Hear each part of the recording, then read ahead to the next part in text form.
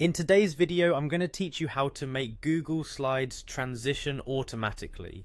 This feature is especially useful when you want to present slides without manually navigating through them. Whether it's for teaching, a virtual showcase, or an office presentation, mastering this tool can be incredibly beneficial. So let's dive right in and make your presentation seamless and engaging. First things first, head over to Google Slides. You can do this by opening your preferred web browser and typing in Google Slides in the search bar, or by directly navigating to the Google Slides homepage.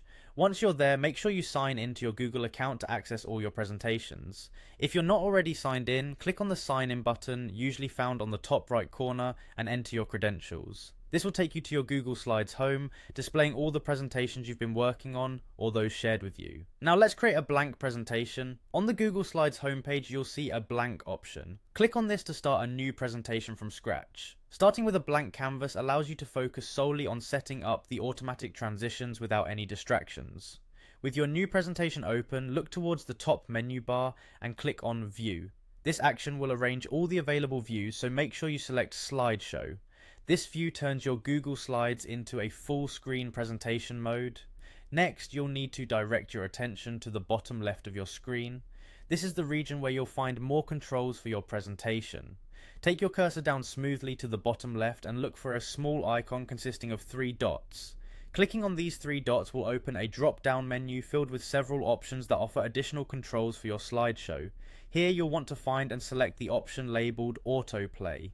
Clicking this will allow you to set up automatic slide transitions. Once you've selected autoplay, you can customize how the slides cycle through automatically. You can choose the time interval between slides and set them to loop if desired. With these simple steps, your Google Slides will now transition automatically, saving you the hassle of manual navigation during your presentations.